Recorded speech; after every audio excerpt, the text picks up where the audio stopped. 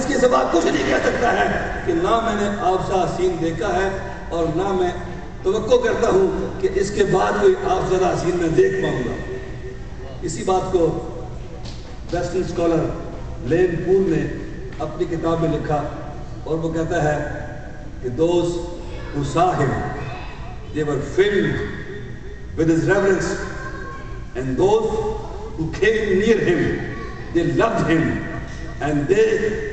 and who described him would say, I haven't seen his life before and even after. کہ جو جس نے ان کو دیکھا ان کے احترام میں شرابور ہو گیا، جو ان کے قریب سے گزر گیا ان کی محبت میں دیوانہ ہو گیا، اور جس نے ان کو بیان کرنا چاہا وہ یہی کہہ سکا کہ ان سے حسین نہ میں نے دیکھا ہے اور نہ مجھے توقع ہے ان سے حسین کو میں دیکھ پاؤں گا۔ لَقَدْ جَاءَكُمْ رَسُولٌ مِّنْ أَنفُسِكُمْ عَزِيزٌ عَلَيْهِ مَا عَنِتُّمْ حَرِيصٌ عَلَيْكُمْ بِالْمُؤْمِنِينَ رَءُوفٌ رَحِيمٌ۔ یہ وہ ہیں کہ تمہارا مشقت میں پڑھنا گراں گزرتا ہے۔ بس آخری چند منٹوں میں اپنی بات کو سمیٹوں گا، یہ آیت پوری نہیں ہو سکی۔ انشاءاللہ کل اظہر صاحب گھر پہ میلاد کی محفل ہے، تو انشاءاللہ لوٹن میں اس بات کو وہاں پہ آگے پوری کریں گے، اور 25 والے میلاد کی انشاءاللہ بات آگے بڑھائیں گے کہ جو تمہیں تکلیف پہنچتی ہے تو ان کو درد یہ محسوس کرتے ہیں۔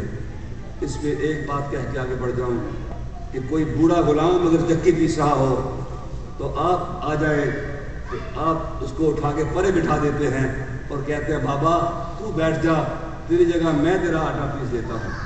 اگر کوئی نوجوان لڑکا اگر اب غلام ہو، سلیب ہو، اور اپنے مالک کے باغ کو پانی دے کے دیتے بخار کی حالت میں پانی دے رہا ہو تو سرکار آ جائیں، اس لیے کہ عزیز علیہ ما عنتم، اس کو بٹھا دیں اور کہیں کہ تو بیٹھ جا، تیری جگہ سارے باغ کو میں پانی دے دیتا ہوں، اور آج کی بات نہیں، جب تجھے ضرورت پڑے مجھے بلا لینا، میں تیرے باغ کو پانی دے دیا کروں گا۔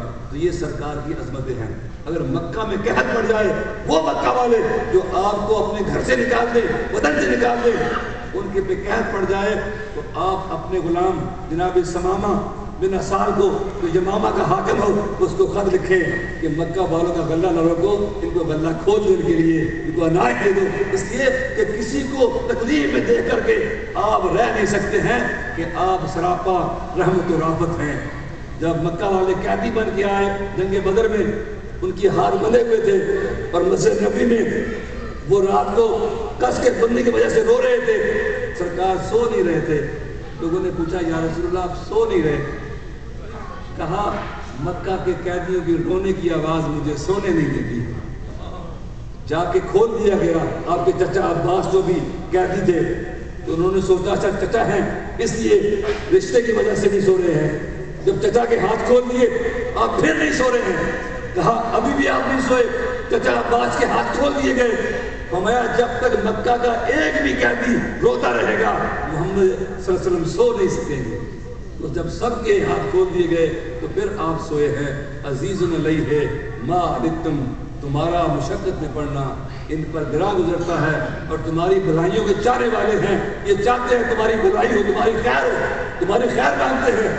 سرکار نے فرمایا تمہاری مثال ایسے ہے جیسے آگ کا لا روشن ہے اور تم اس میں گرے جا رہے ہو، اور میں تمہاری کمر سے پکڑ پکڑ کے تمہیں جہنم کی آگ سے کھینچ رہا ہوں۔ اس طرح وہ بھلائیوں کے چاہنے والے ہیں اور نرم اتنے ہیں مومنوں کے لیے۔ اللہ اکبر۔ بس میری بات سمٹتی ہے، ختم کرتا ہوں۔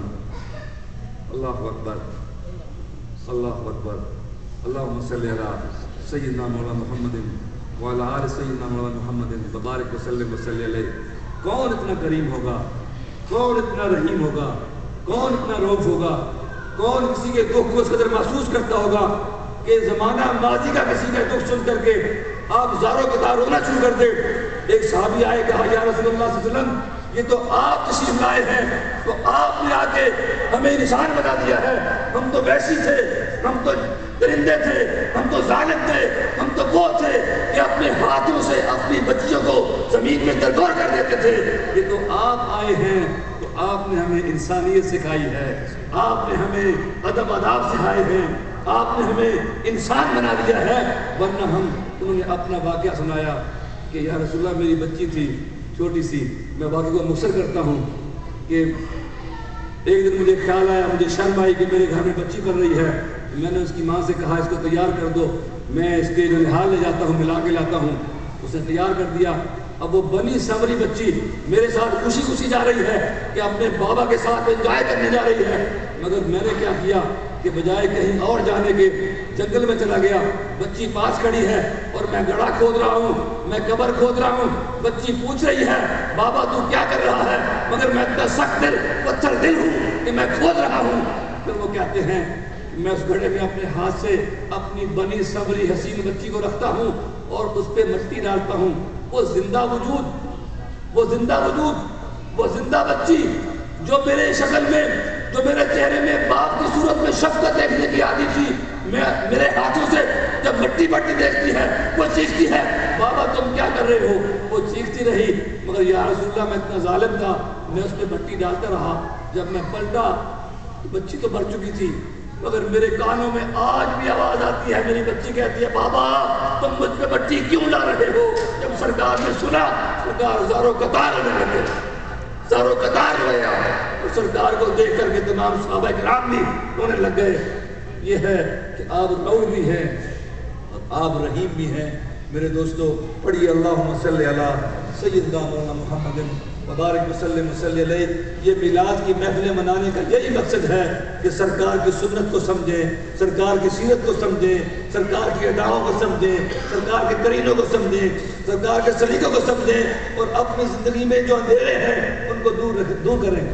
اگر میرے لہجے میں سختی ہے تو مجھے سرکار کے ہونٹوں سے جھڑتے پھولوں کی ملائمت کو محسوس کرنا چاہیے۔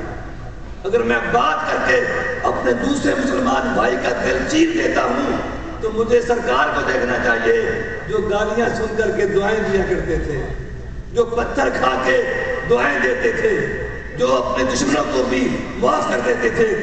کیا ہم اپنے مسلمان بھائیوں کو معاف نہیں کر سکتے؟ کیا مسلمان رشتہ داروں کو معاف نہیں کر سکتے؟ میں پھر آپ کو سناؤں کہ سرکار نے ایک موقع پہ دعا کرنے لگے۔ میں اپنی بہنوں سے بھی مخاطب ہوں اور بھائیوں سے بھی، جو ہم رشتہ داریوں کو کاٹ دیتے ہیں اور جی اس نے فلاں شادی پہ مجھے یوں کہا تھا، اب ان کی ہماری کٹی، نہ ان کے مرنے پہ ہم جائیں گے، نہ یہ آئیں گے، نہ یہ ہماری شادی میں آئیں گے، نہ ہم جائیں گے۔ سرکار کے ہاتھ اٹھ رہے ہیں دعا کرنے کے لیے اور سرکار فرماتے ہیں کہ جو شخص ہماری مجلس میں ایسا بیٹھا ہو جو قطع طلب کرنے والا ہے وہ اٹھ جائے، اس لیے کہ اس مجلس میں رب کی رحمت نہیں آتی ہے جس مجلس میں کوئی ایک بندہ بیٹھا ہو جو قطع طلب کرنے والا ہو۔ جب آپ نے یہ کہا تو ایک نوجوان اٹھا اور فوراً بھاگ گیا، اور ابھی آپ نے دعا پوری نہیں کی تھی کہ واپس آ گیا۔ وہ کہنے لگا یا رسول اللہ میری خالہ سے میں ناراض تھا، میں جا کے خالہ سے صلح کر کے آ گیا۔ تو یہ میرے دوستو میری بات ختم ہوتی ہے کہ آئیے ہم سرکار کی سنت کو سمجھیں بھی، عمل بھی کریں۔ انٹرنیشنل پیس مشن کا یہی پروگرام ہے، یہاں آپ نے دیکھا یہ پہلا پروگرام تھا ہمارا جو ہم نے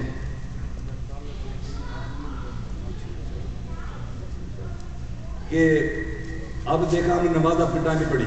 انٹرنیشنل پیس میں جتنے پروگرام ہوتے ہیں ہم اپنے وقت پہ نماز پڑھتے ہیں، جلسے نماز کے لیے ہیں، لوگ نماز اس لیے نہیں پڑھتے